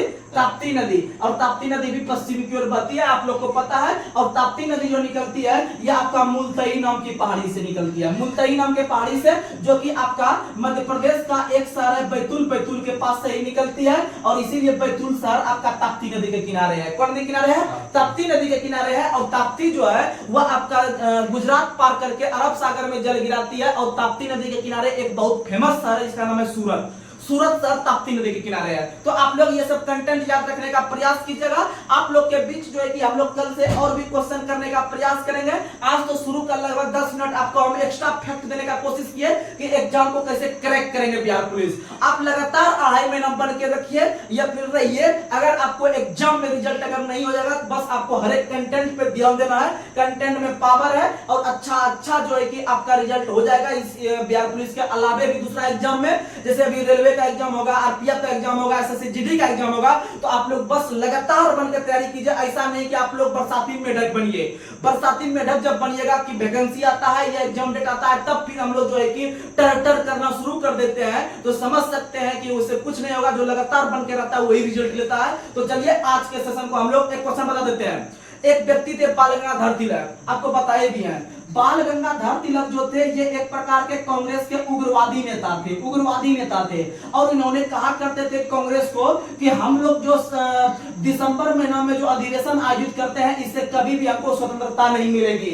अर्थात इन्होंने कहा था कि कांग्रेस एक प्रकार से बरसाती मेढक के रूप में काम करती है और समय आने पर टटराती है और समय आने पे वो चुप हो जाती है। इससे कभी स्वतंत्रता नहीं मिल सकती है। यह कथन था बाल गंगाधर तिलक का था। किनका था? बाल गंगाधर तिलक। और वही बाल गंगाधर तिलक भारत के पहले व्यक्ति बनते हैं जिन्होंने भारत के लिए संविधान का मांग किया था लगभग 1895 में, 1895 में। तो चलिए आज के सेशन को हम यहीं पर समाप्त कर रहे हैं। तब तक के लिए जय हिंद, जय भारत, जय बिहार पुलिस।